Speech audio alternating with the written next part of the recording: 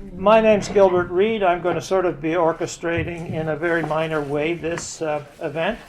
I'm a writer. I worked for External Affairs, as it was once called, and I was an economist at the OECD, and I worked in Europe in various capacities for quite a few years, and I've written for a lot of newspapers and so on, and done a lot of television. So that's my excuse for being here. I would like to thank, first of all, Caroline, who is over there busying herself with stuff, because she is the person who makes everything happen. And I would like to thank Austin, who is up there fiddling with things and trying to make things happen. And I would like to thank, actually, the Toronto Library System, which has, in a period in which free speech is under threat, has actually defended free speech on many occasions. I'd like to make a land acknowledgement, of course. For many centuries, the Mississauga of the Credit, the Anishinaabe, the Chippewa, the Haudenosaunee, the Huron-Wendat, and the Haudenosaunee were, of course, the Iroquois Confederation of 6 nations, and the Huron-Wendat, who have all occupied and hunted and fished and worked and farmed and lived on these lands for many centuries, as I said. So we're here to talk about Egerton Ryerson, who created a great many things in Ontario, including the education system, Victoria College, once a university on its own, and the Teachers Training College, and many, many other things. But our experts here will talk about that. Ron Stagg, and I'm going to just introduce them, and then I'll make a few remarks of my own, which are quite general, zooming back. Ron is one of Canada's leading historians, an expert of the social history of Ontario, of American-Canadian relations, of the battle for control of the Great Lakes, of the 1837 rebellion, and many, many other subjects. Lynn McDonald hardly needs an introduction. As I was saying to you, I think you're the incarnation or reincarnation of aspects of Florence Nightingale. Not only is she the author of more than 20 books and the editor of the 16 volumes? 16 volumes. Of Florence Nightingale's works. And Florence Nightingale, of course, was one of the great medical and social reformers, as well as the creator, in a way, of modern medicine in the 19th century. So a woman of extraordinary influence. Lynn has written about the origins of sociology, about women in the invention of and creation of the social sciences. She's had a political career, which many other books on many other subjects, a vast encyclopedic range, I might say. She was a member of Parliament. As such, she was instrumental in reducing the role of tobacco in killing Canadians, pushing legislation and forcing governments to live up to their responsibilities. And she's been a tireless campaigner for women's rights. So she's impressive, and I'm afraid, I'm sort of terrified sitting next to these two people because, I'm not an expert in these things. I did want to zoom back, though, for a moment, because when we talk about Egerton Ryerson, we're talking about the native peoples of North America and of Canada and of Southern Ontario in particular. And we forget, I think, sometimes the big picture. And that is after 1492, when, as we know, Columbus sailed the ocean blue looking for China and India and bumped into something that became North and South America. There was a huge, huge change for societies on both sides of the Atlantic. The people from Eurasia and Africa, which were all really one world system, brought with them many things, including diseases, and many advanced technologies, and many domestic animals which didn't exist in North America, including cows, horses, pigs, and a whole bunch of other things.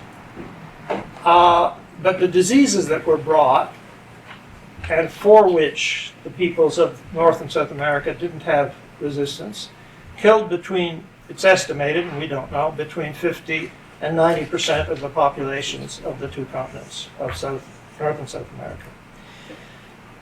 And that happened pretty rapidly. So when we're talking about the social problems that Ryerson was facing, he was facing problems that were facing the chiefs and the peoples of deeply traumatized nations. They were traumatized by the impact of European, Euro-Asian, I would say, and Euro-African civilization. And they were traumatized by the massive impact of disease. In southern Ontario, there were very few Europeans until after the American Revolution. So within a generation within the lifetime of Ryerson's father, because he fought in the American Revolution, this thing seems to be out of control. It's good that modern technology. I apologize. That's okay. Is that Betty back there that's apologizing? No, it's not. Betty's here. What I was going to say was in southern Ontario, the impact of Europeans on a large scale was quite recent, within the lifetime of Egerton's father, because the influx after Egerton's father fought in the American Revolution, and the United Empire Loyalists came to southern Ontario within his lifetime, and he was one of them. So for the first time, the peoples of southern Ontario, the native peoples, were faced with a huge influx of foreigners. With that, I turn it over to you, Ron Stagg. Don Stagg. Okay. Sorry for talking so long. I took up too much time. Do I need the microphone or can you hear me? It's good. It's Everybody okay? I'm used to lecturing to large groups. So we had a little change in plans for today. I was going to show you some pictures, but you're going to have to listen to me. Could we have the microphone? You like the microphone? Okay. From the traffic. Does that help? That's much better. Okay. Thank you. So what I wanted to do was to sort of look at the life of Egerton Ryerson, which explains where he came from, which explains his ideas, and which explains he couldn't have done the things he's accused of. So Egerton Ryerson was born on a farm along Lake Erie. As was said, his father came up here after the American Revolution. He learned farming, and he claimed to be big and strong and worked really hard. And this would serve him well in his chosen pastime. He had a falling out with his father. His father was a fervent Anglican, and his mother was a Methodist, and he took up the Methodist faith. And out of this he got a couple of lessons. One was that people should work hard and they should avoid alcohol. And that way they could get ahead in life. And these things stayed with him. They were fundamental to the Methodist faith. And as more and more Indigenous people became ministers, during his early years, there were 40 Indigenous ministers in the Methodist Church. And they adopted these ideas as well, because they saw this as, in a sense, salvation for their people. So Egerton was first posted to the Yonge Street Circuit. Meant he had to travel up to Lake Simcoe and down back around, and he would stop at various places and preach. He was then posted to the new settlement of Mississaugas at the mouth of the Credit. And this was his first introduction to Indigenous people. And he really took to this. He basically said, I love these people. He learned as much of the language as he could so he could preach them their own language. he helped them. They were adopting farms, thanks to one of their leaders, excuse me, Sacred Feathers, as he was known in the translation of his language, or Peter Jones. And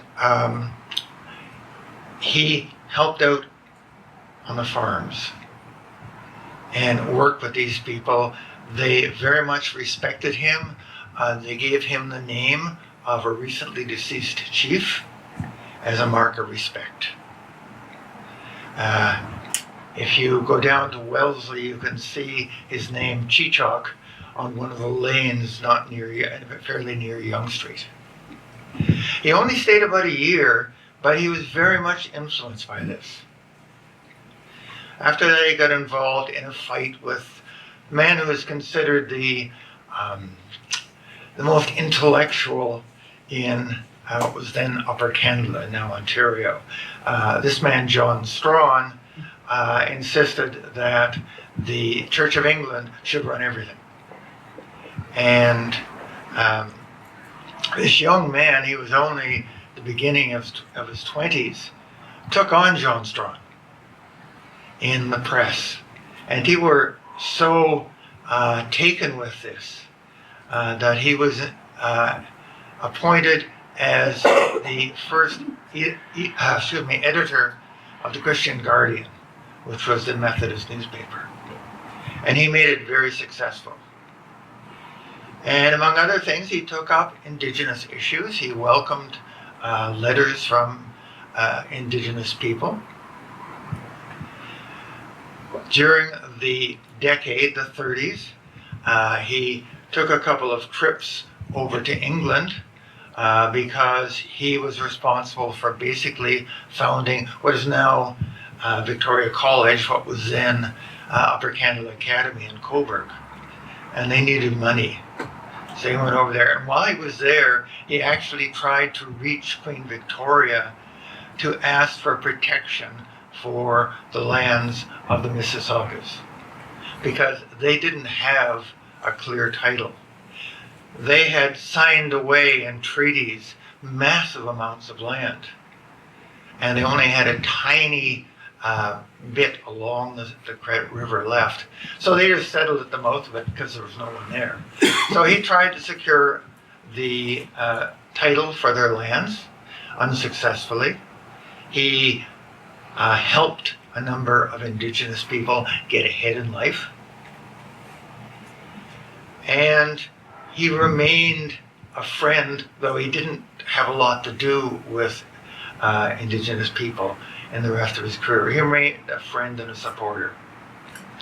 So in the 1830s, the government decided they were going to start confiscating Indigenous lands. All these lands that had been given away.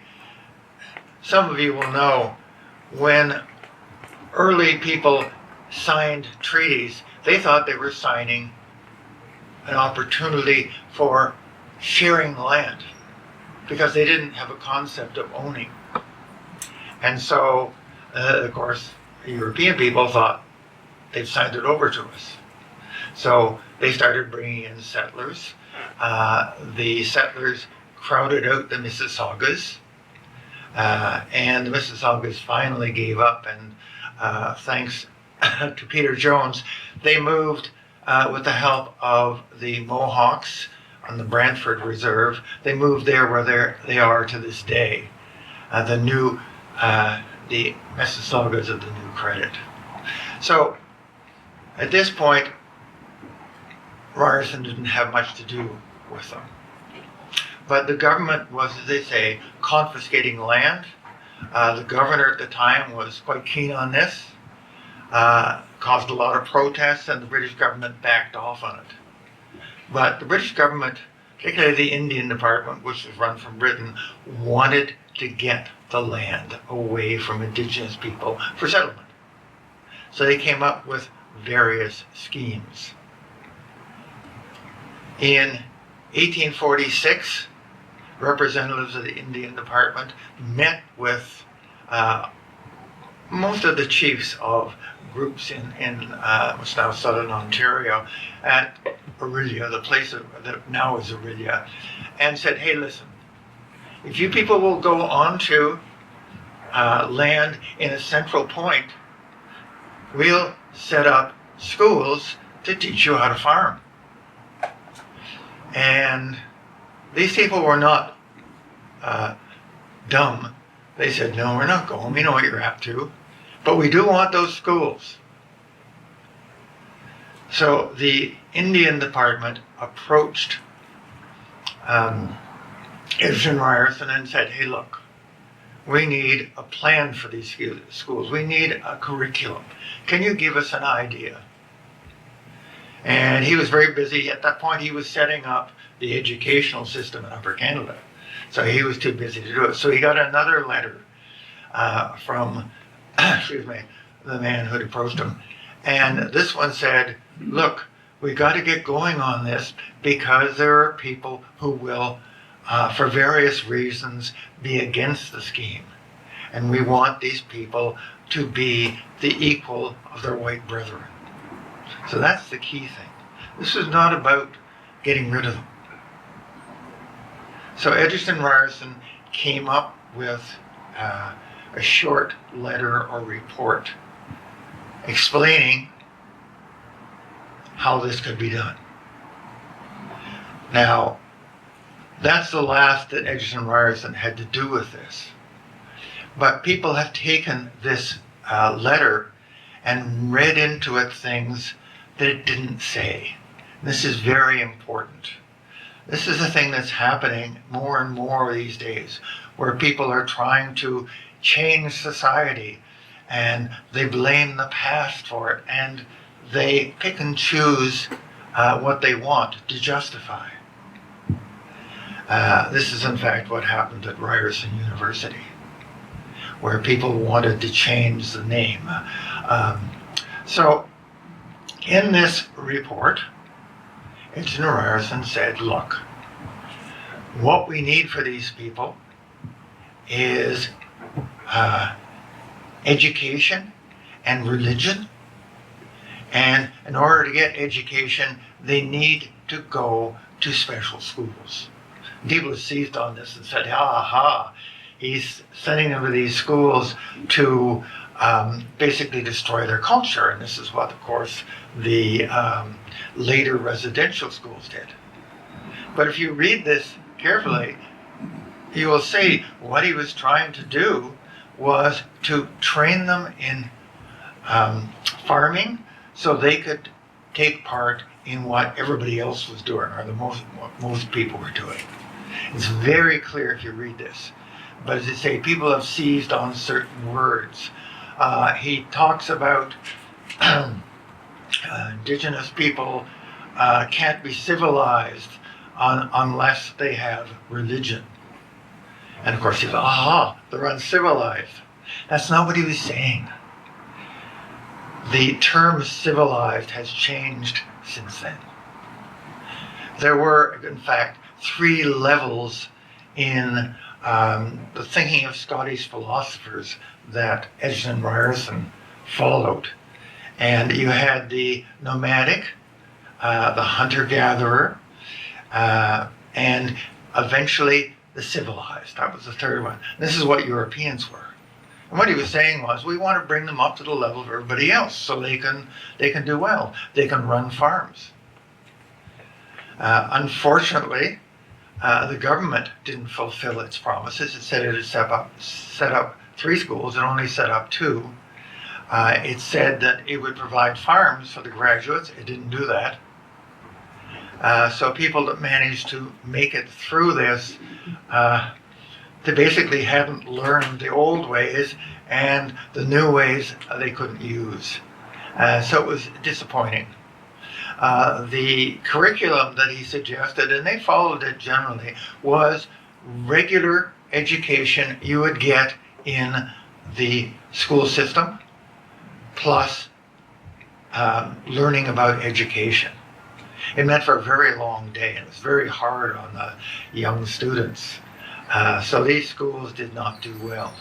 But they had the makings.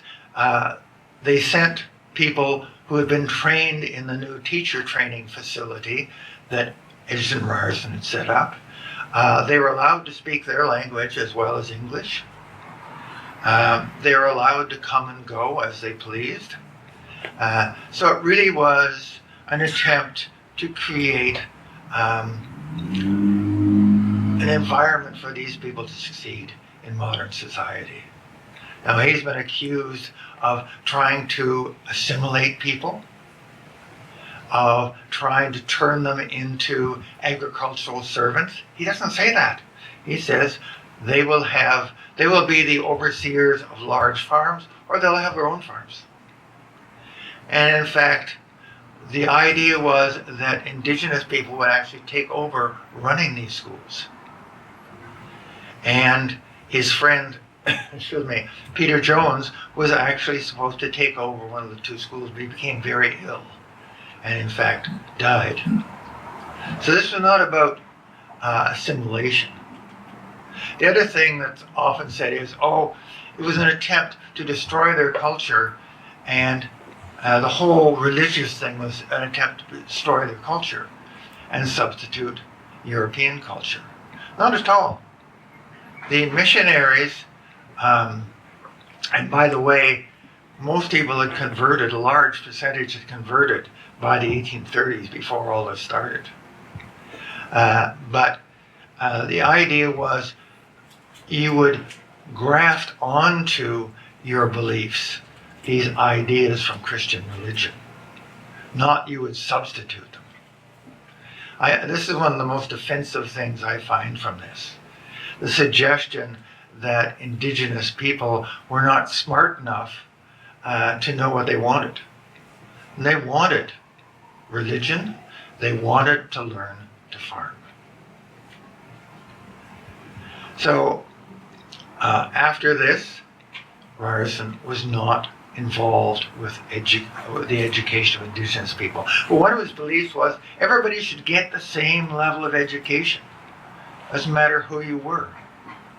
Which brings up one of the other accusations, that he helped to set up separate schools for black people, to ghettoize them. Now, if you look at his papers, he was horrified when people told him, we want white schools. We don't want schools for blacks. And he went to the Prime Minister and said, this is awful. I cannot talk these people out of it. The way around it, I'm suggesting, is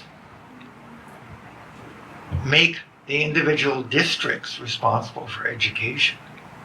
So if the district has a majority who say we want black schools, then they can set them up. But if people don't want them, they won't be there. So for most of Upper Canada, aside from southwestern Ontario and the area around Hamilton, there were no separate schools unless black people asked for them. So he was dead against this because he believed everybody should have the same education. The funniest thing that I ran across when looking at this, the accusation that he wanted to, again, ghettoize people with impediments, put them into separate schools, keep them apart.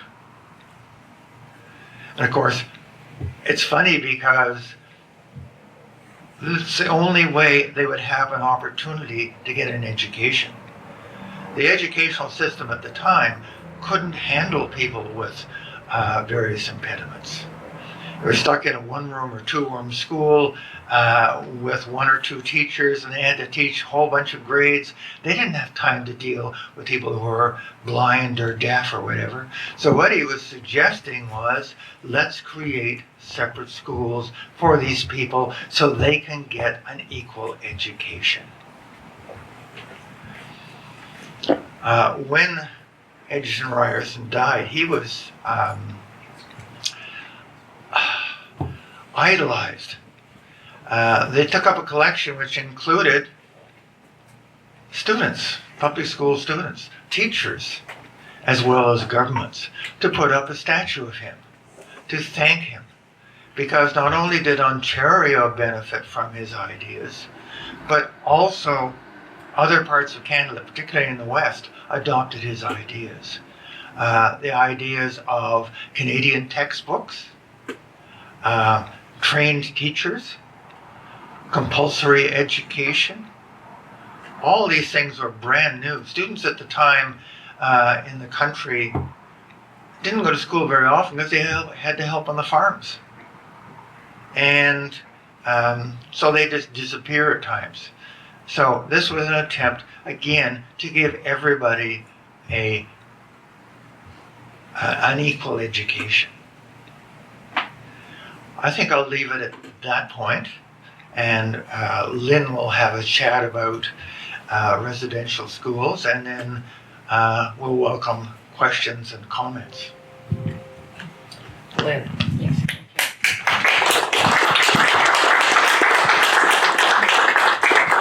Thank you very much. I'm a shrimp, so I like to stand up. And Ron Stagg has given an excellent overview of who Egerton Ryerson was. And I'm going to focus now on the accusation of his being responsible, and according to that dreadful plaque still up, for the design and implementation of the residential school system, which he had nothing to do with either.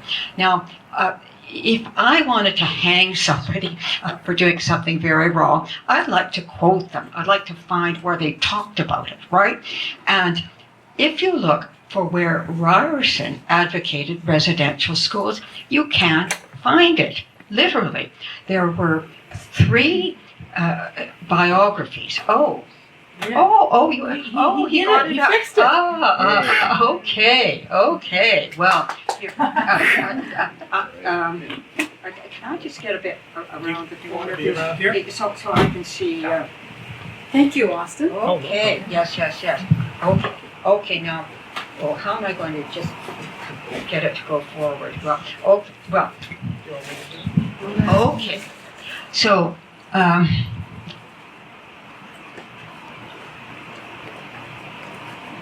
I don't know how long it is. Caroline, which is the forward button? I can control the forward You here. can control it? Yeah. Okay. Okay, thank you. I'll say next slide. Thank you very much. There is simply no link. He never used the words. And you can see there are 3 biographies of him, and they've got indexes. Residential schools are not in the index. There is a 2-volume Life and Letters, which was done in 1937, 1947 in his honor. Again, you can look at it. The words residential school do not appear. Then there is The Story of My Life, which was his own memoir published posthumously, and it's machine searchable. It's a really wonderful document, very long, more than 600 pages, but you can see it on Project Gutenberg. You can search residential schools. You won't find it. It's simply not there. Next one, please. No link there. And where residential schools were discussed, there was a big conference in Toronto with people coming up from Yale University, and a book was published from it with a lot of different chapters from the participants. And Ryerson does not get mentioned. Well, why should he be mentioned? He had nothing to do with the residential schools. Next slide. Sorry, still one sec. The laptop just fell. There you go. Okay, so that's the this one of now. Sir John A. McDonald spoke in favor of separating Indigenous children from their families for their assimilation, and if you read what he said, it's pretty dreadful. But you have to realize that when he actually had legislation brought in, the legislation said schools. It did not say residential schools. And most of the schools that were built were day schools. And it wasn't until years later that there were many people going to residential schools. McDonald and Ryerson knew each other. Mr. John A. McDonald, as he was until July 1st, 1867, when he became the first Prime Minister, Mr. John A. McDonald one election as an MPP to the provincial house, the provincial parliament. And that's the same year that Ryerson got his appointment. It had different titles, but it became the Chief Superintendent of Education.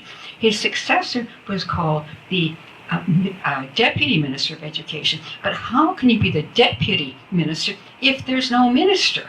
Because at that time, there simply was no school system.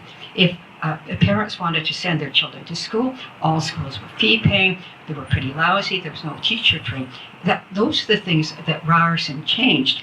And in the process, John A. McDonald supported him, and there's correspondence between them. And in the correspondence, there is no mention of residential schools. They're talking about other kinds of business, and McDonald was he was an MPP for many years and is variously deputy premier and a cabinet minister. So again, if you want to look at these connections, you can look at them, but they are simply not there. Next slide, please. Hello. Okay. Now here's the colonizer problem.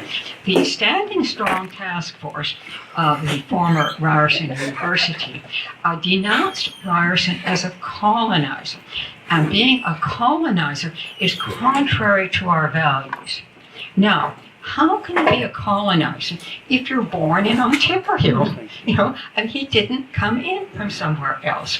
The current president of Toronto Metropolitan University, Dr. Lackham, he would be a colonizer. He was a trained engineer who came in from Algeria. He should go back to Algeria as a colonizer.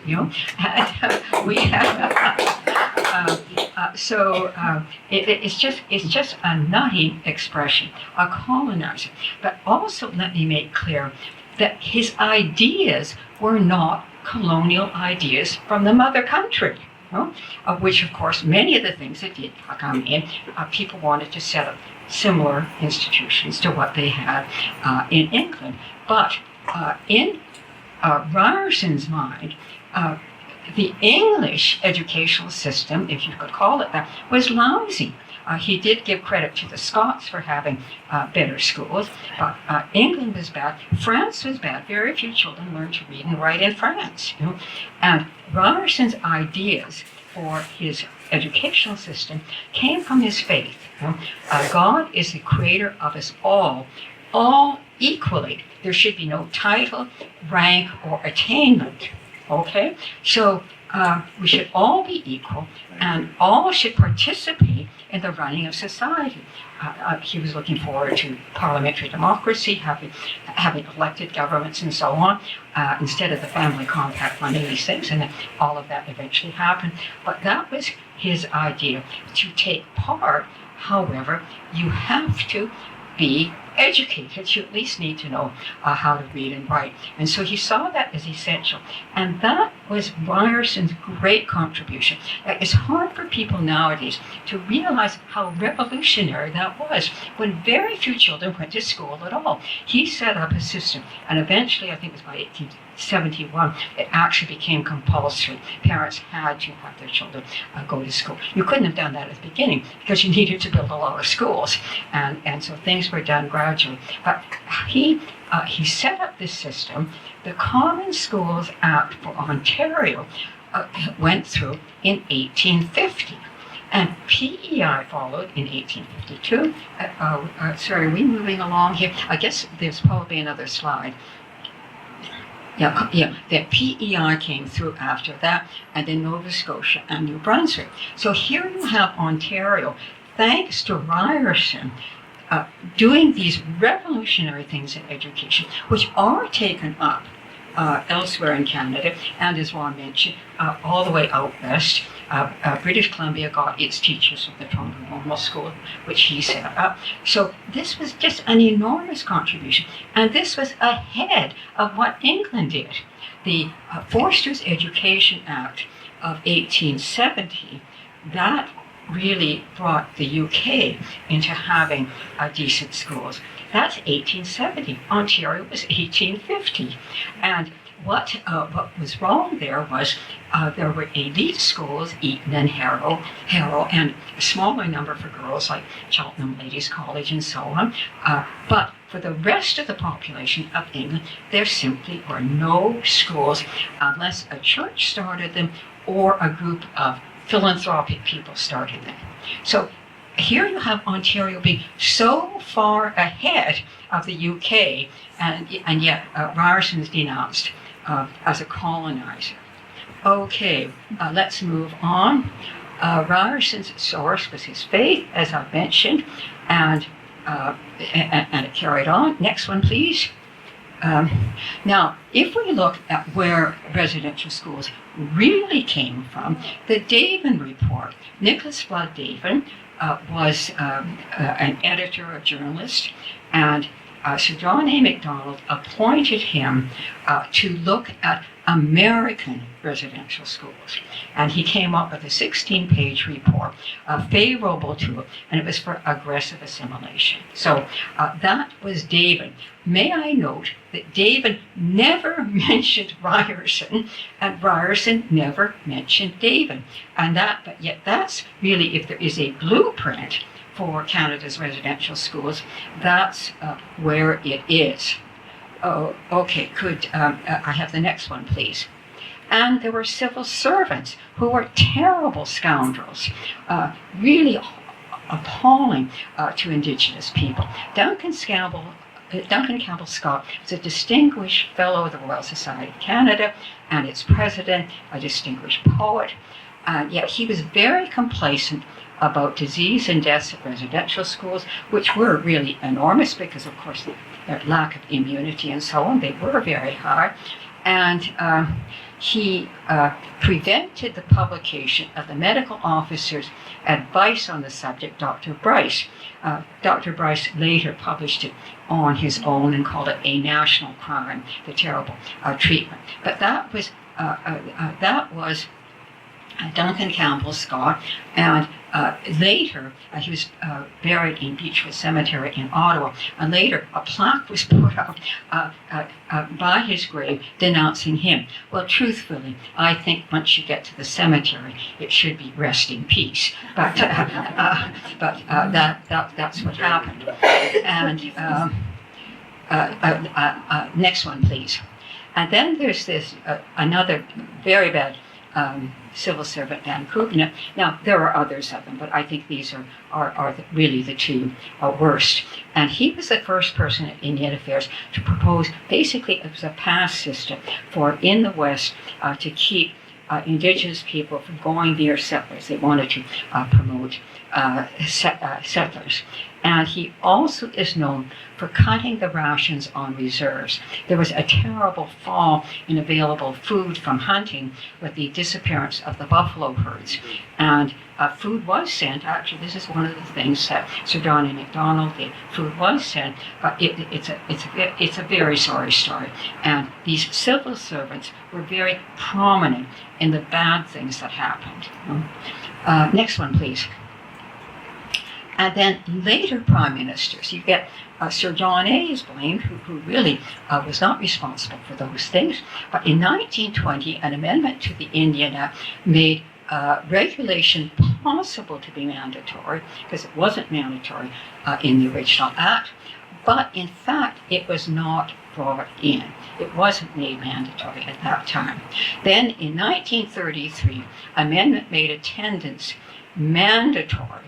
But if the child lived near a day school, the mandatory attendance would be at a day school and would only be if their only school were a residential school that they had to do that. So it's much more limited than what people are told. I mean, you get these absolutely ridiculous statements. One of the communications that went into the Standing Strong Task Force from Ryerson University was from a guy who said, Hitler got his ideas for concentration camps from the Canadian residential school system. I mean, this is just how wildly wrong these statements were. Okay, then we have what went wrong at Ryerson itself. There was no security on the statue. There's no doubt from the president down, the major people there wanted to get rid of the name, and they succeeded. Mind you, in the atmosphere of the murder of George Floyd and the finding of the unmarked graves and so on, that really set people off, and people were quite jumpy about it. Children's shoes were put around the statue of Ryerson, and could we move on, please? I think I've got some. This is, could we just go back to, this is the fine statue, as Ron mentioned. It was paid for by public subscription in his honor, a fine statue. Next one, please. And then here it is the graffiti put on. You see the children's shoes. And incidentally, there are some children's shoes behind the Sir John A. McDonald statue at Queen's Park. You know, it's right on College. And if you go right up, you could see it's all wooded in. And if you go right from the statue, you go up to the central steps. But behind the statue, there are children's shoes. Again, as if Sir John A. McDonald killed children. So this is really, go back where you came from. Well, what, go back to Lake Erie, Long Point? I mean, it's just all these misunderstandings come out so very strongly. So next one, please. And here is red on his hands, for blood. I mean, it's just absolutely appalling. As I said, no security, no CCTV, and it's just, how could this be that it's just so different from who Ryerson really was. Next one, please. And now here's that dreadful plaque. Some of you may have signed petitions that we sent in. We may do another round of them. We haven't had any movement on it. Now, some of us did have a Zoom call with Michael Forbes, who's a vice president at the university, and he knows better. He knows that these are all lies about Ryerson, but nonetheless, he doesn't make the decisions. And he said that the university wants to take it down. We've been waiting. We suggested that we had this conversation in August. We suggested take it down now before the students are all back. Well, we're now into October. Okay. Next one, please. This is what it actually says. And you can see how wrong it was. As chief superintendent of education, Ryerson's recommendations were instrumental in the design and implementation, whereas in fact he had nothing to do with either the design nor the implementation. And then it says in 2015, the Truth and Reconciliation Commission reported that children in the schools were subjected to unthinkable abuse. And that's true. I mean, it's just appalling, the cruelty that went on. If you read the report, it's really sickening to just how children could be treated so bad. That is true. But the Truth and Reconciliation Commission never linked any of that to Ryerson, nor should they have. But they didn't. And so unthinkable abuse and neglect and medical experimentation, yes, that's there too, for cultures and so on. The aim of the residential school system was cultural genocide. Correct, that was the aim in the sense of people losing their language and so on. But none of this was Ryerson's work. It's simply wrong. Next slide, please. So, misleading wording on the plaque, the neglect and so on, and Ryerson supported the voluntary bilingual schools that Indigenous parents and leaders wanted. Totally different. The TRC did say cultural genocide, but again, not linking it. Next one, please. Now, the missionary, I think Ron has certainly said something about that, and I don't know that I need to say anything more, but I think it's interesting that Ryerson went to the Mississaugas of the Credit as a missionary. Missionaries are there to convert people, but they had already converted. They had these vast revivals in Ontario, and again, as Ron has mentioned, that many Indigenous people themselves became ministers and missionaries. And the Christian Guardian, when Ryerson was the editor of it, they have long, detailed reports of the mission trips that indigenous people are taking to convert fellow Indians. Okay? And it's quite interesting. It's contrary to what you might expect from what you hear themselves. He supported their land claims unsuccessfully, as Ron has pointed out, but that was government policy. I mean, he did try, and he tried to get them exclusive rights to their salmon fishery, and he supported them, unfortunately, to no avail. Next one, please. Okay, the minister and missionary. I'll go through this quite quickly because you perhaps know this material, and certainly Ron covered some of it. Ryerson loved his time with the Mississaugas of the Credit. He even started out in a wigwam, and then he managed to board with the school teacher, John Jones, who had a Mohawk wife, and he lived with them for a while. Next slide, please. He describes his experiences, and when he moved in with the family of John Jones, whose brother was Peter Jones, who was Ryerson's closest Indigenous friend. Next one, please. And his journal, we can just go through these very quickly. If you just want to have a quick look at them, that this comes from his own journal, and it shows how much he loved them. Lynn Fortune was an Aboriginal member of the Friends of Egerton Ryerson and did a wonderful brief to the Standing Strong Task Force. They ignored it all, of course. But he did point out, how could anyone who said those things, how could they have been promoting residential schools? It makes no sense. And there he is over there, Well, thanks. right there. Thank you. Len Fortune. Lynn, wonderful, terrific. Okay, next one, please. Problems with fire water, and Ron has already mentioned this, that one of the terrible problems of Indigenous people, especially men, was fire water, alcohol. They had no immunity, if you might say, and no social customs that would temporize it. And yet, with Methodism was in favor of what they called temperance, which really meant abstinence. And so this meant when Indigenous people converted to Christianity in Methodism, that they gave up drinking. And some of them, it just totally changed their life. John Sunday, English name, Shawandeus, was a terrible drunk before he converted. And then he became a missionary himself, and he became a wonderful orator. So people really, it changed their lives, and Ryerson promoted those kinds of changes. So one of the first things he did when he was with the Mississaugas of the Credit was an Indigenous man shot himself when he was drunk, and Ryerson had to do the funeral. These kinds of things happened. Next one, please. Again, his journal shows these. He's trying to get them the land claims.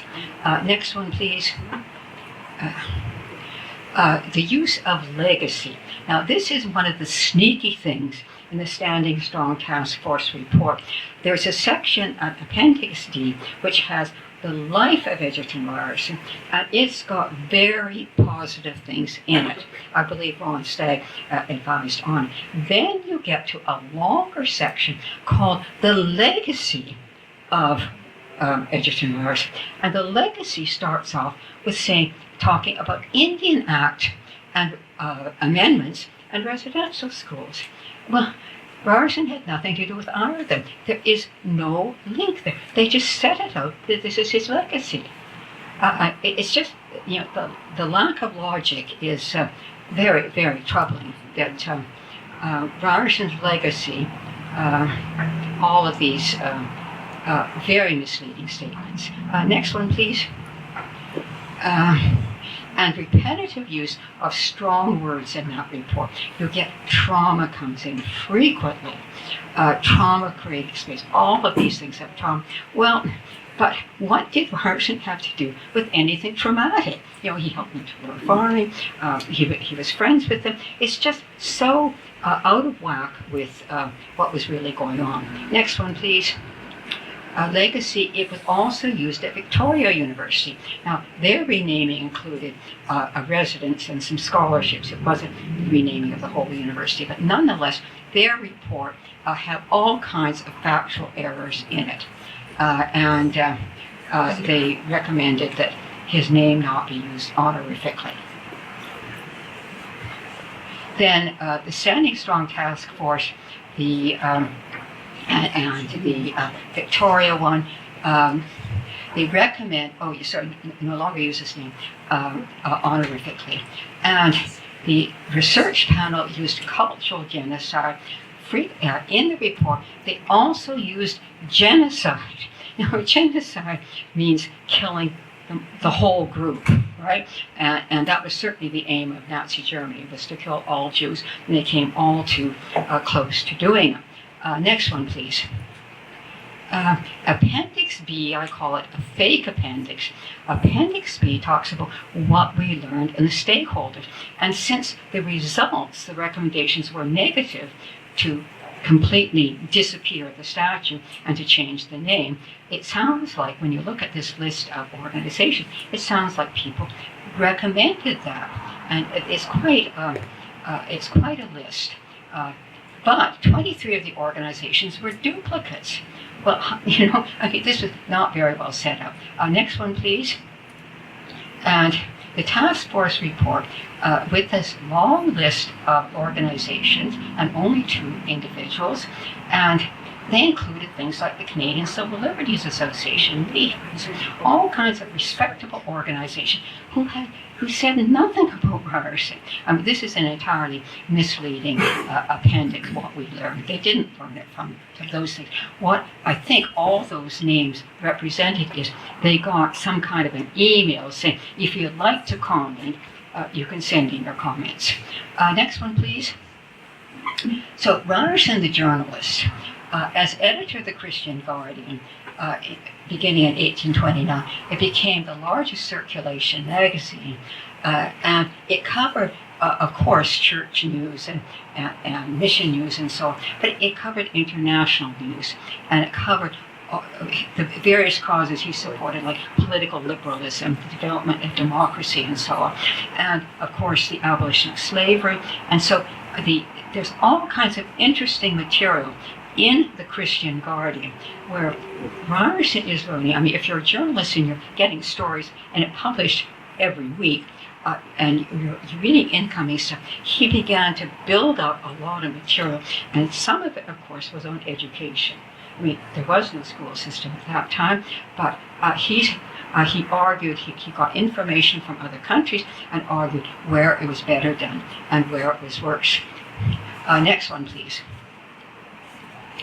And there were lots of stories about Indigenous people. He gave enormous coverage to the mission trips that were done by Methodist missionaries, canoeing all over. Next one, please.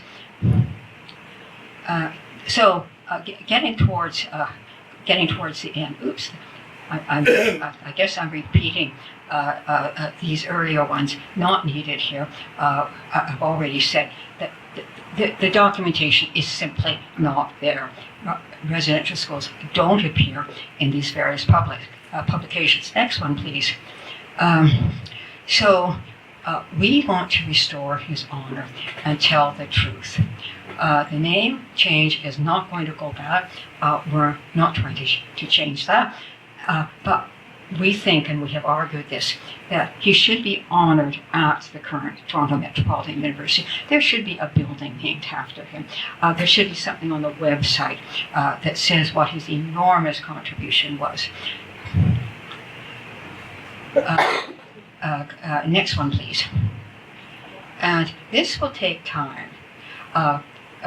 We want his statue found and cleaned up, and it should be placed somewhere. Like you can't see it that happening quickly, but it's part of Ontario history now, and it should be, that history should be told. The statue, well, apparently the head is in Caledonia, and desirably in the long run, I would say the statue should go into the grounds of Queen's Park.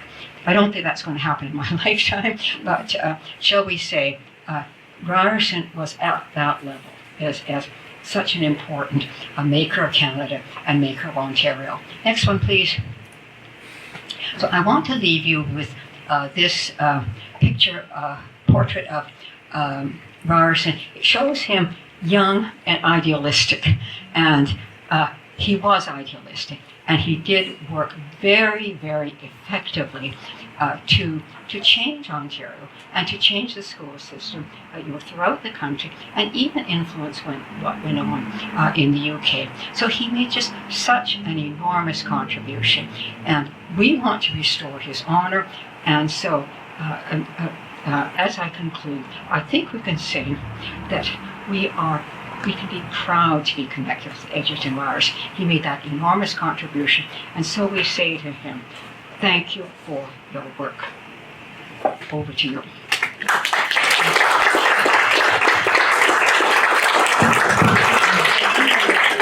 Now, if people have questions or comments. Ian? Yeah, thank you both of you for your presentations. I learned a lot. You both studied the era much more than I have. So I have one question. You've effectively separated Ryerson from residential schools. You know, the accusation that he was a founder of them, etc., is rubbish. But residential schools are still controversial and connected to McDonald. Was there any opposition at the time in the 19th century to residential schools? Either opposition in Parliament, in academia, in the newspapers of the time, or was it all just generally accepted as a good thing to do at the time? Who wants to take that? Lynn? Okay. There wasn't opposition. Sir John A. spoke in Parliament, and legislation went through. No one voted against it. He was representing views that were widely held then. You have to understand also that what he was proposing was something similar to what Egerton Ryerson had been proposing. What happened, of course, he died, and what happened was something quite different from what he'd intended. He wanted to make Indigenous people able to fit in with the rest. But what people who followed did was say, we have to destroy their culture in order to basically make them fit in, get out of the way of progress. So you have to realize this. John A. McDonald had kind of ambivalent views. One of the things that people don't realize, he gave the vote to Indigenous people in central and eastern Canada in 1885. It's the Liberals who got rid of it in 1898. So he was not somebody who wanted to destroy Indigenous culture. He's somebody who wanted to help them fit in. But the way this was worked out by other people was very different. Excuse me. Surely there's a massive irony here. When we look back, without the context, we fall into the natural human trap. Whenever something goes wrong, we want to find an individual or two individuals to blame. So when we look at some of the people in the 19th century, the case against Ryerson is a joke, except it's not funny. But Sir John A. MacDonald, many of the others around that period, like Ryerson, were actually fairly progressive or very progressive in their day, in their terms. You mentioned quite properly that in Sir John A.'s case, he gave the vote to the Indians in Eastern Canada. But you know, as you would well understand, his legislation started out giving it to all of them, and the opposition kicked up such a fuss about how could he give it to murderers like Sitting Bull in the West and that sort of thing, that he backed off a bit. But I think it's that kind of context that's totally missing.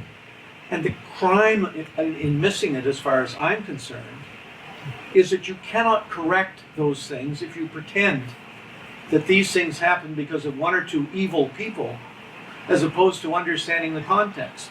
And if you understand the context, that's where you learn to avoid some of these things when we face some of these issues in the future. So I think it's very serious that we are busy finding one or two people to blame for all these things. It's not only wrong and unfair, but it doesn't do us any good in terms of future planning or future thinking about the weaknesses of society. The people who do this have an agenda. That's the point. They want something. I should mention, by the way, you talked about how progressive John A. could be. He tried to give a vote to women, too, in 1885, and the Parliament said, no way.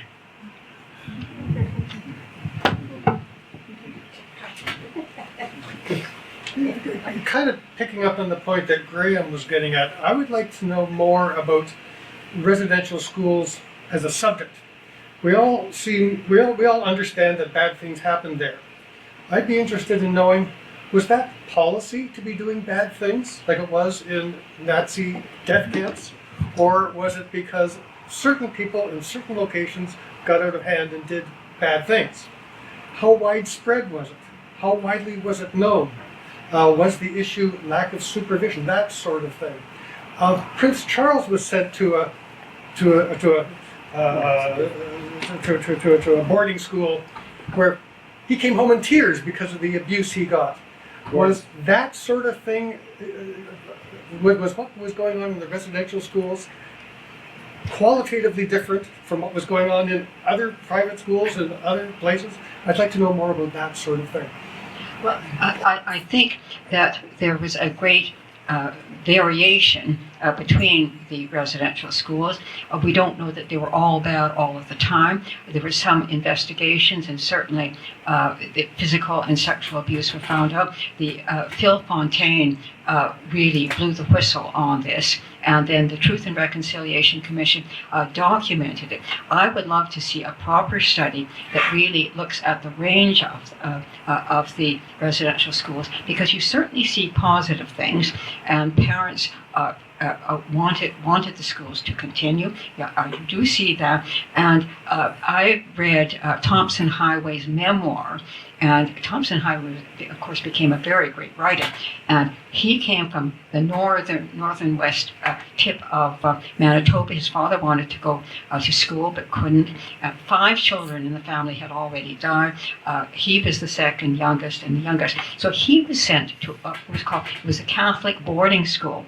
And he does report that there was a bad brother who molested the boys, and points out that he was so small he didn't know that a penis did anything else but pee, you see. So, but here you have a brother. But he talks about the nuns. The nuns were kind and loving. The priests were good. He was an altar boy, not just an altar boy. He was head altar boy. It was a good experience. The food was good there. He describes the food. So he did say, another negative thing he said about it is that the schooling only covered 7 years.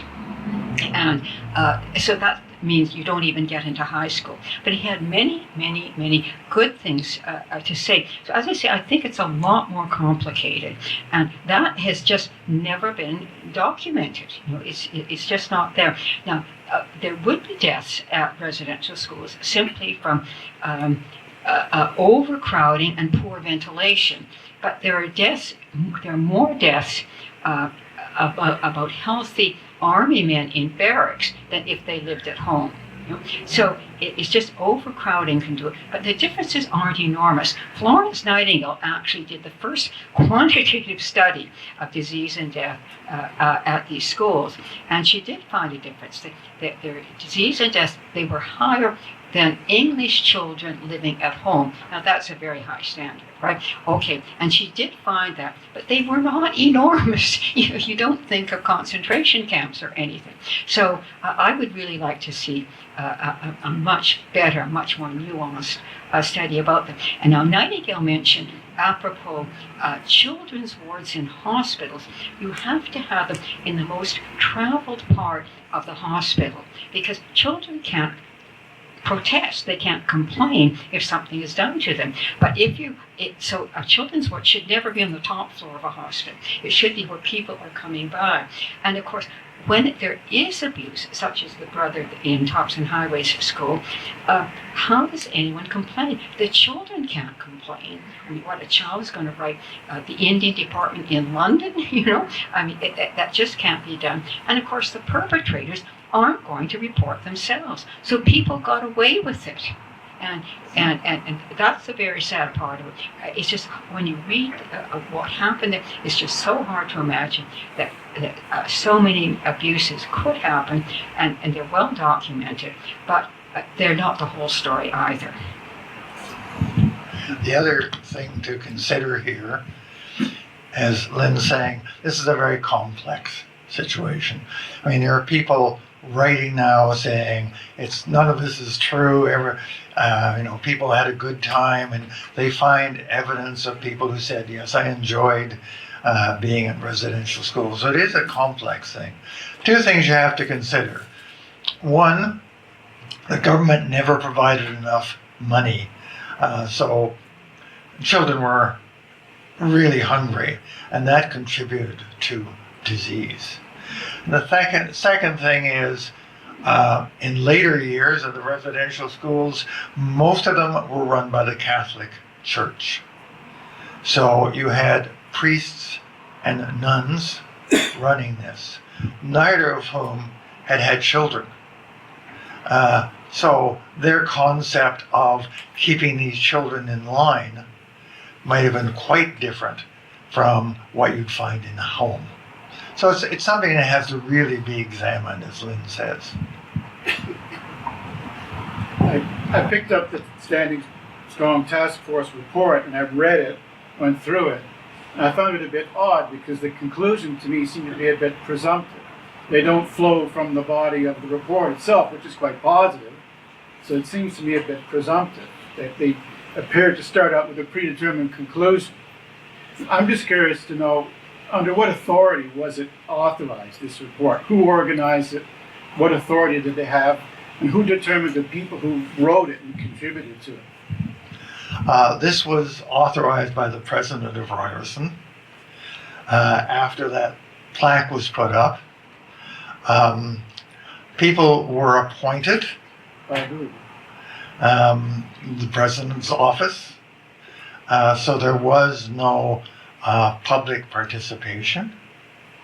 And it was supposed to be open and transparent. Nobody knew to this day what was said there, what was decided, how many people on that task force voted for the report. The report, by the way, you hinted at this, the report does not say Egerton Ryerson was responsible for residential schools at no time. It's got a couple of silly things to try and sort of pull him towards that.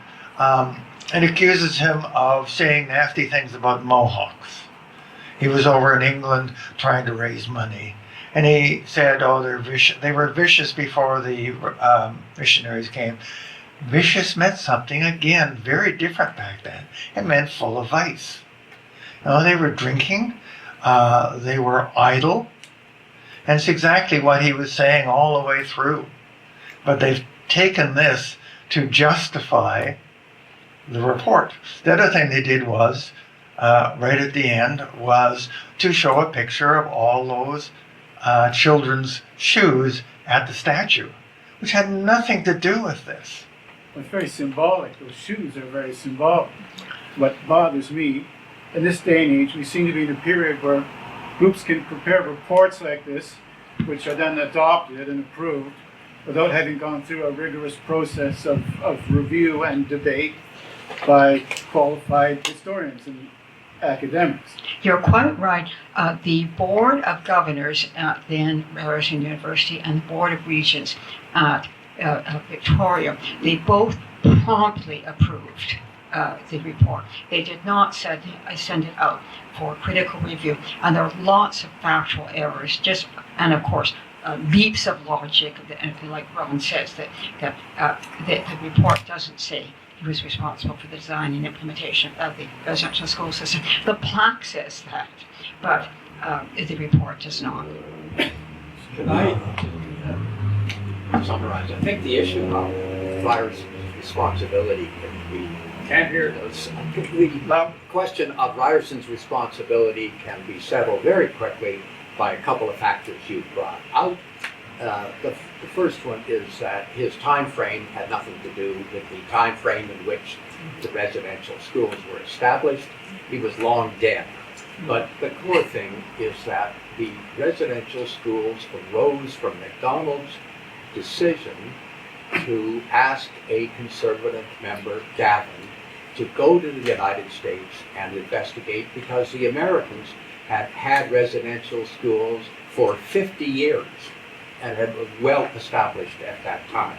So Ryerson just obviously on the face of it had nothing to do with it. However, that begs the question of how all this arose. And you know that the plaque, and the plaque was, if you read it and presented it, a absolutely defamatory statement. It really is accusatory. It associates Ryerson not just with the origin of the schools, but the operation of the schools. Now, wait a minute. Not only did, how could he have had anything to do with the actual administration and operation of the schools 30, 40, 50 years after he was dead? So that then leads us to something I don't think we look at sufficiently, and that is, what was the source of the content in the plaque? It didn't appear from the skies. Somebody designed it, wrote the text. Who was that? How did that content appear? My sense is the villain in this, I'm sorry, there is a villain, it's Ryerson. And I think what happened is that when there was the first sort of agitation about Ryerson and the Egerton schools, the administration said, we've got two choices. One, we can defend the honor of Ryerson and this university and its heritage by setting the record straight and issuing some documentation that illustrates what happened with Ryerson. Then somewhat basically, then they also came to another thought, and that was, we don't want unrest on the Ryerson campus.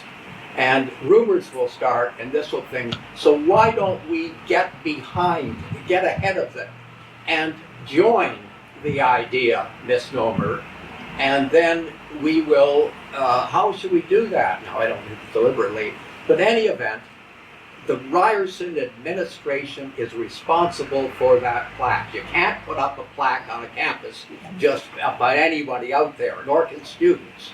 So they got behind, decided they would accelerate the idea that he was responsible and put up that plaque. And from there, once committed, they then designed the process of the organization of the committee, which, as you appreciate, was given an indigenous name, and the individuals who I've looked at who served it were pre-selected to support the idea that Ryerson was a bad person. And of course then, they were in charge of implementation, and it was all a done deal, and effectively started at the moment Ryerson decided, how are we going to approach this problem? Yeah, this whole thing was pushed by a relatively small group at the university. Some of them indigenous, some of them people with a social conscience who wanted to blame somebody for this. And Egerton Ryerson became the focus, the same way that Johnny McDonald became the focus. Here's somebody we can blame for residential schools. And right, so you agree with me, do you, that they had a choice to make? To stand behind them or go the other direction? Yes, I'm not sure that the president is a horrible person. I think that he felt, we want to help with reconciliation, so we'll create this task force. But what about the plaque? Oh, the plaque too. It's all part of reconciliation. We're helping out. And I don't think he's I might be wrong. I don't think he's an evil man. He just went along with it because it looked good. It looked like Ryerson University was in the lead in terms of reconciliation. But a lot of people got left behind. I mean, as you will know, I taught there. I just retired. And a lot of people said to me, what's going on with this? This is nonsense. But they were totally ignored. And the task force, which said it was going to be absolutely transparent, did not let anybody know anything about what was going on. Even the new name was done without any consultation.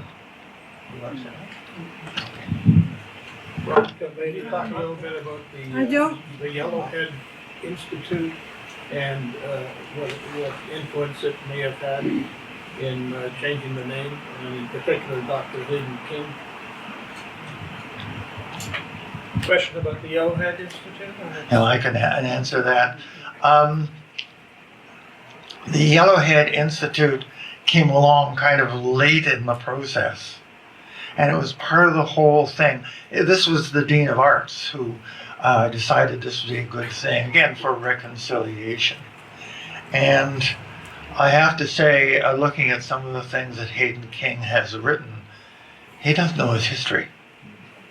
But he's part of this whole thing. We have to blame somebody for what happened in the past.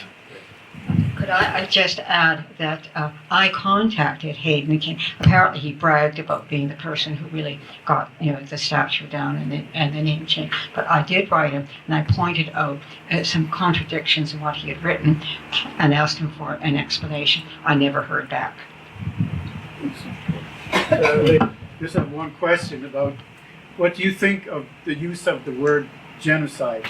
To me, I have a little problem with it, because to me, genocide has an international connotation. To me, it implies a premeditated murder of a specific group of people. And I think the use in this context is outrageous, but it's obviously premeditated for political reasons. You have a comment? I'm afraid it was an NDP member of parliament who got a motion passed unanimously. It got turned down the first time, but after that, I think MPs thought, I don't want to look like I'm soft on residential schools, you see. But the term genocide was coined, I think it was 1944, by a Polish Jew lawyer. And obviously, he's got Holocaust in mind, and he wanted a new word that would signify how much worse the killing of 6 million Jews in concentration camps, and so how much worse it was than other massacres. And so he got a convention on the prevention and punishment of genocide adopted by the UN in 1948. So there's just no doubt that the original intention was that it was deliberate killing, not merely harm. But once the word genocide gets adopted and approved for something, then you get the UN's focus coming in on this. Again, it's part of a deliberate plan. The lady in the front, please. Yes, back to Lackme.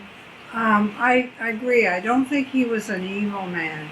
but he was a very weak man, very weak, and he didn't get in there quick enough. He didn't have the courage to get in and stop it early on and get some sort of balance and civil debate going. And then, so then it all just got out of hand, and the university was in turmoil, I mean, utter turmoil. The whole place was toxic. And I heard from a board member, a very intelligent, thoughtful board member, when I asked him what happened. And he said, well, the whole place was in, as I say, such chaos. Nobody knew what to do. And somebody came up with the idea, some other person on the board, well, the only way we're going to get out of this is delete the name Ryerson from the university. And so everybody kind of breathed a sigh of relief and thought, well, if we can get rid of it all by just getting rid of the name, they put their hands up. I did hear another explanation for why they wanted to get rid of the name Ryerson. Apparently, other universities like the University of Toronto get an enormous amount of fees from international students because they charge a much higher fees than Canadians. Nothing personal, just want to go. So that the name Ryerson didn't sell like in India and Hong Kong and so forth, but that there was a London Metropolitan University, there was a Manchester Metropolitan University, and a Hong Kong Metropolitan University, so that by changing the name, that would bring them more money. Well, that's somebody's opinion. But however, I don't know Dr. Lacamy, but I would say that universities ought to be beacons of light, and they ought to have respect for evidence. Can I just make a quick comment? Oh, yes, sure.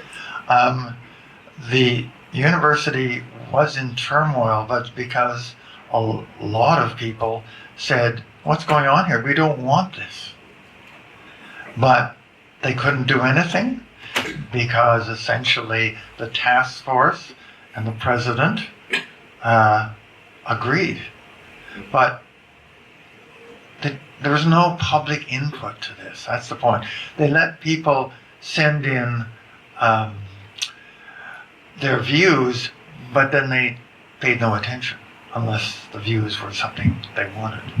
Sorry. My name is Robert McBain. We've exchanged a couple of emails. I'd like to clarify the use of the term genocide. When the TRC used that term, they were not referring to the Holocaust. They were referring to Article 2E, which is the forcible removal of children from one group to another group, which is what the Nazis did to the Polish kids and the others. So they're talking about taking the indigenous kids and moving them away from the parents, not outright killing. Yeah, if I can make a little comment, I think the term genocide and various other terms have become extremely elastic in recent decades and are often used and misused for rhetorical purposes. So you can bring... But they specifically in the report cite 2E. Yes, I know that, yeah, right, absolutely. I have a comment and a question. So I'm a Ryerson alumni. I have all three of my degrees there. I disagree with the name change, although I love the school. So I would still say in the city of Toronto is still the most innovative school there is. However, what has happened in the last 20, 25 years is a political correctness throughout society. Okay, so Ryerson's just part of the societal change. And right now, a lot of institutions are trying to make nice of Indigenous people for right or wrong, and they may not be very thorough in their investigations. So during the name change, the public or alumni or students were not part of the task force to discuss. But I did get an email asking me which of the names I liked. So we were consulted on the exact name. I don't remember what I voted on, So that's how we came up with Toronto Metropolitan. And universities are political entities. They do the right thing to appease people. It may not be right. So that's what's happening right now. My question is, has this organization thought of a legal approach? If what the Ryerson as an institution is saying is defamatory, can we go to court? Can we make this bigger and more public? Can we defend history? Because people who are historical figures are not around to defend themselves. They're dead. It's very easy to blame someone in the past. Just like corporate organizations, if things go wrong, they blame a former employee who's moved on for the problems. So what Ryerson has done is just like what any organization or institution in society would do. They're not unique in that way. And right now is this too much political correctness. So I just want to put that out there. In answer to your question, we have had legal people look at this, and apparently you cannot defame a dead person. Dead people can't sue for defamation. Yeah, so there's nothing that can be done in that direction. However, we really do want to restore his honor, and we propose various things, such as, naming a building after him. And because of his very important work in public libraries, because they had to go along to teach children to read and write, they've got to be able to get books, that I would love to see the Toronto Reference Library, that very fine library on Yonge Street, a little north of Blue. I'd like to see it become the Ryerson Reference Library. So I think there are things that an organization we can be pressing for. I can't see something like that happening quickly, but I think there are things that should be done.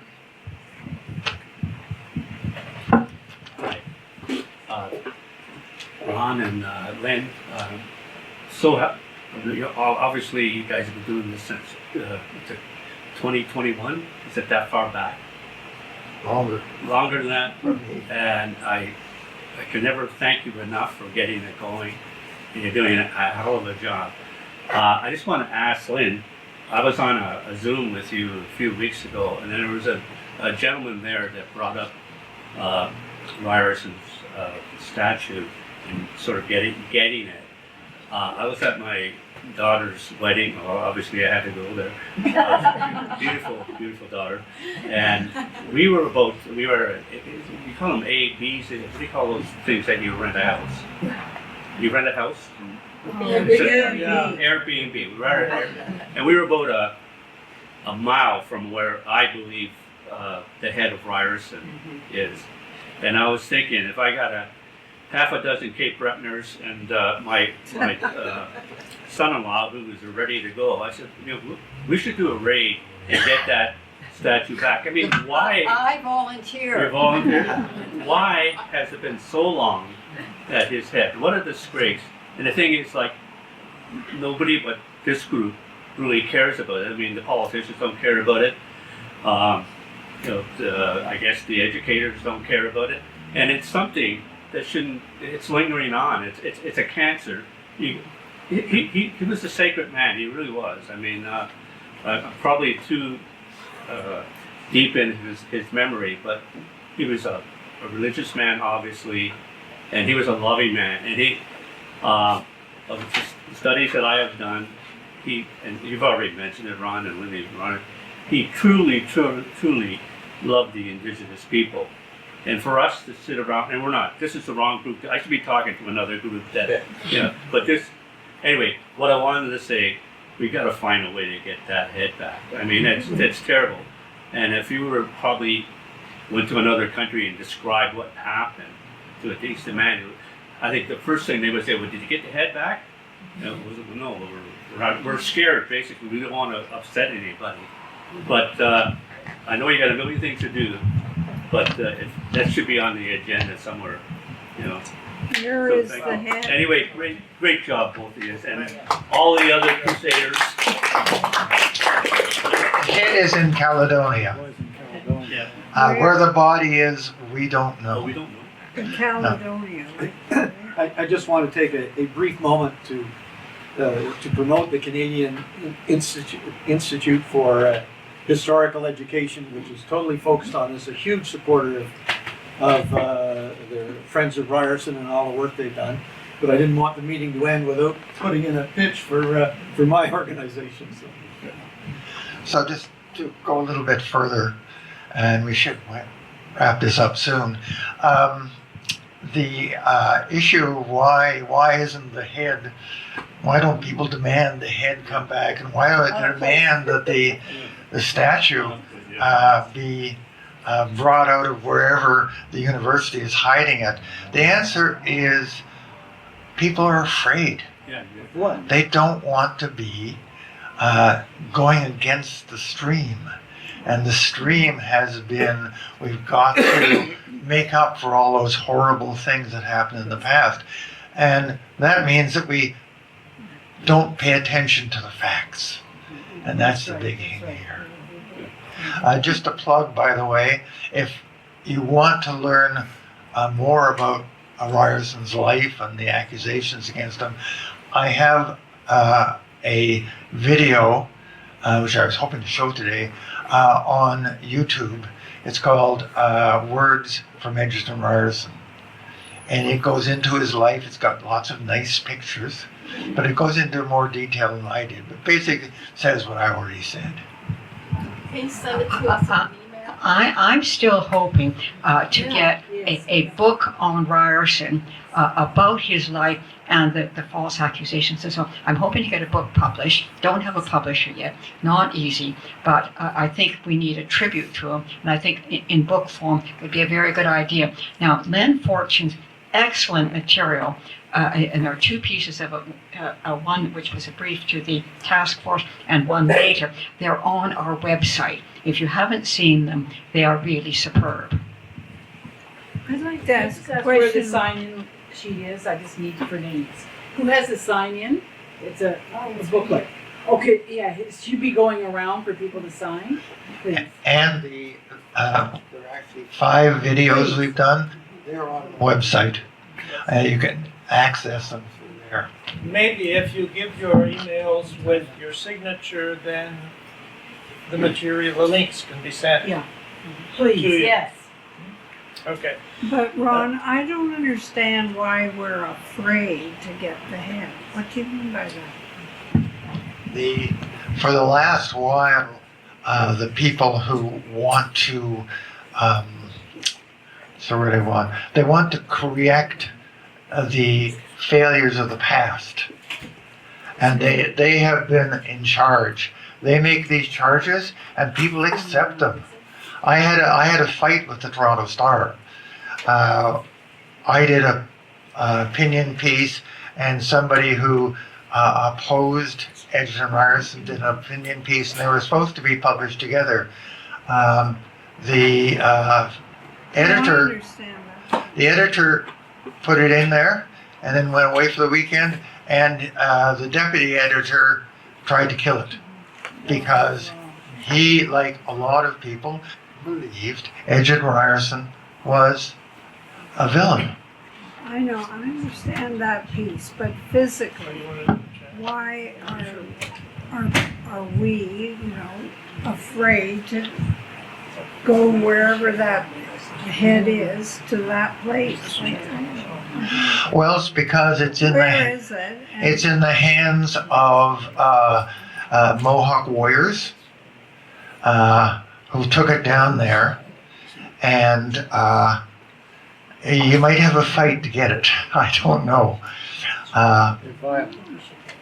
But that's why I went down there. They were part of the whole thing of pulling down the statue. And the university, by the way, the president said, we're not putting it up again. We don't want anything more to do with it. They didn't call in the police, anything like that. Because the prevailing view was, he's a bad guy. I'd like to respond to Lynn and to you. I had the developer as a client in October 2020. The warriors are armed, and you step on that property at your peril. They will shoot. What? So that's where the head is protected by armed warriors. Is And the that? head is in the middle of the site. Okay, good. Now we know. Primitive. I read about my horticultural society, Toronto Parkdale Horticultural Society, on Monday, because it was Orange Shirt reckoned it was the day for National Truth and Reconciliation, and I mean we're viewed as reactionaries, and anyway, I managed to announce it, but I think, can we do more visibility? Like, should we have like T-shirts like the orange shirt for children, like the Friends of Egerton Ryerson, and that would make us talk to other people and try to, defend Egerton Ryerson. We have done some leafleting, and perhaps we should get on with it again. But we did some leafleting, and some of the people are here who were at it, at the plaque. And then we also did it for convocation, like getting people on the way in, and for homecoming. Like, those are times we can be in a public place, on a sidewalk in front of Mattamy Hall, where people are going in. So I would say, if you're interested in trying to get that word out, next time we're planning some kind of leafleting, come along. People were friendly, it was well worth doing, but it's hard to get our views up, even to the alumni to the old Ryerson University, because it's entirely controlled by the administration. So we can't depend upon them, although many of them, thousands of people, graduated under the old name. The name Ryerson was there for 73 years. So, but it's but we've got to get our message out. People contact me who are upset because I have written on this in a number of places. One of the groups was some of the people who played on Ryerson teams in the past, years past, and their protest was, one, to stop giving money to the athletics department, which they were doing, and two, to wear their Ryerson shirts to games in protest. And the university didn't like this, but eventually they said, well, yes, you can wear your shirts because we want your money again. One way we might look at this is to getting the word out. Let's take the word truth out of the phrase truth and reconciliation. Just call this an effort in reconciliation, because maybe some people want to do that, but recognize that this has nothing to do with the truth. I just want to make one comment. I looked at videos on YouTube of the day and the event when the Ryerson statue was torn down, and I was very surprised that the premise for that march on that day and that gathering was to commemorate the 1-year anniversary of the announcement of the 215 alleged children who were allegedly buried in a mass grave at Kamloops, which subsequent investigation hasn't been in. There's been no evidence. The weight of evidence would support that that's a fraud. That Kamloops, there were no kids buried there. This is it, but that narrative was specifically used to whip up the crowd, to get them frenzied up, to tear down the Ryerson statue. And the police, I understand, they were there. And they had the opportunity to declare unlawful assembly under the criminal codes, reading the Riot Act. They chose not to do it. And I did actually personally speak to some of the police at that division that were responsible, and they said none of the police wanted to be recorded on cell phone video to be identified as apprehending somebody, which would be politically unpopular and might result in them losing their pension or something. The essence that I got out of it was that the police didn't feel they had the support of the city, so they were not going to step into it. And I think it's extremely unfortunate, because the legal hurdle for unlawful assembly is tumultuous. which is likely to result in destruction of property, and then certainly destruction resulted. They didn't have the support of the university either. No. It's unfortunate. Well, the pendulum's swinging back. It's starting to swing back. And I think in time, these things are going to happen. We hope. Yeah, no, it's starting. You can see there's been a couple of articles. And the city is thinking about bringing back a historical board so they just don't get swept up in the current swell of social media, and that there's a board of historians that can really give them the balance of the facts. So these kinds of things are starting. Yeah, the problem is it's going to take a while. Yeah. The other person who has been unfairly maligned is Henry Dundas. Yeah. Well, yes. And the council took advice from the civil servants of the city, who decided on their own to take their evidence from the small group of people who were blaming Henry Dundas, rather than look at the whole thing. They did not bring in historians to talk about it. Well, that's why if they reinstate a historical board, it's important in the city. You got somebody behind the pillar there. Yes, okay.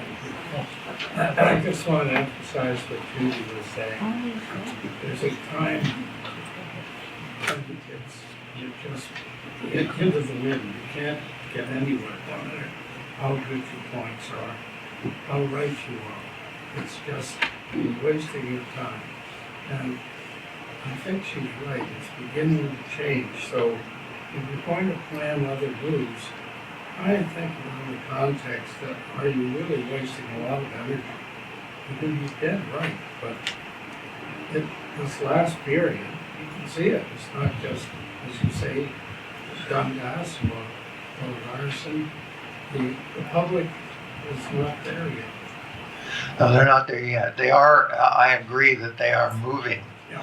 So But that's why we have these events. And that's why the